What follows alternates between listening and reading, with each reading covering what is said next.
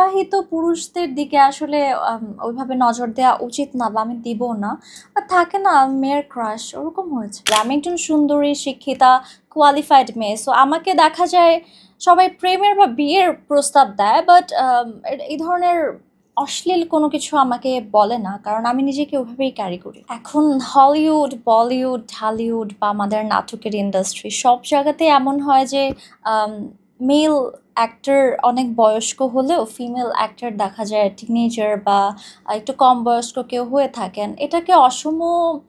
এটা মানুষ আসলে অসমভাবে দেখে না, অডিয়েন্স মনে হয় এটাই পছন্দ করে। সো আমার কো আর্টিস্টরা দেখা যায় আমার থেকে বয়সে অনেক বড়, 10-12 বছর, 15 বছর বা 30 বছর, এরকম সিনিয়র আর্টিস্টদের সাথে আমার কাজ হয়। আর আমি যখন শুরু করেছি তখন আমি মাত্র ইন্টারমিডিয়েট দিয়েছি। So I was like 18 or 19, যখন শ্যুট করি 18 ছিলাম, রিলিজ হতে হতে 19। সো আমার জন্য এটা খুবই নর্মাল ছিল যে আচ্ছা, এখানে ইন্ডাস্ট্রিতে সবাই খুব বড়, আমি একটা পিচ্চি মেয়ে, আমাকে সবাই পিচ্চি মেয়ের মতোই ট্রিট করতো। প্রত্যেকটা কো অ্যাক্টর এখন পর্যন্ত আমি যাদের সাথে কাজ করেছি প্রত্যেকে এত বেশি কোঅপারেটিভ ছিল। আর কোঅপারেটিভ না হলে আসলে সেটা পর্দায় দেখা যায়। আর আমি যেহেতু এখনও শিখছি, এখনও আমি ওইভাবে পরিপক্ক না অভিনেত্রী হিসেবে। সো আমার কো অ্যাক্টরের সেই কোঅপারেশনটা আমার জন্য খুবই জরুরি, এবং প্রত্যেকে আমাকে অনেক কিছু শিখিয়েছে। প্রত্যেকটা সিন করতে গিয়ে খুব সূক্ষ্ম ছোট ছোট কিছু আমি প্রতিনিয়ত শিখেছি এবং এখনো শিখে যাচ্ছি। যার উপর কাজ করতে গিয়ে ক্রাশ খেয়েছি, সিন করতে গিয়ে। হ্যাঁ, এরকম হয়েছে, কো অ্যাক্টরের উপর ক্রাশ খেয়েছি, রোমান্টিক সিন করতে গিয়ে চোখের দিকে তাকিয়ে ওয়াজ লাইক উফ, if he was my boyfriend. But then again ওনারা আসলে ম্যারিড। সো বিবাহিত পুরুষদের দিকে আসলে ওইভাবে নজর দেওয়া উচিত না বা আমি দিব না। বাট থাকে না মেয়ের ক্রাশ, ওরকম হয়েছে।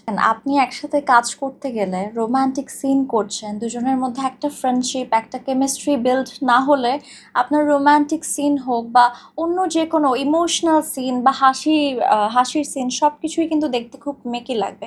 সো একটা কেমিস্ট্রি বিল্ড করা উচিত। এখন আপনি 2 দিন 3 দিন শ্যুট করছেন বা তারও বেশি শ্যুট করছেন, একসাথে থাকতে থাকতে তো একটা ক্রাশের ব্যাপার চলে আসতেই পারে। It's very normal. এখন কার উপর ক্রাশ খেয়েছি এটা বলা যাবে না। এটা বললে কি তার সংসার ভেঙে যাবে?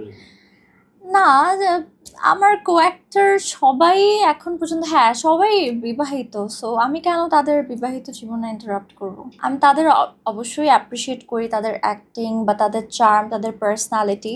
বাট ক্রাশ খেলে এটা আসলে বলা উচিত না, অকওয়ার্ড হয়ে যাবে। স্পেশালি যারা বিবাহিত পুরুষ তাদেরকে বলা যাবে না। আর আমি যেহেতু আগেই বলেছি যে আমি প্রফেশনাল অ্যান্ড পার্সোনাল লাইফটা আলাদা রাখি, আমি কখনো কো অ্যাক্টর বা আমার কলিগ কারোর সাথে প্রেমের সম্পর্কে জড়াতে চাই না। সো ক্রাশটা নিজের মনের ভিতর রেখে দিও, আই ডোন্ট অ্যাক্ট আপন ইট।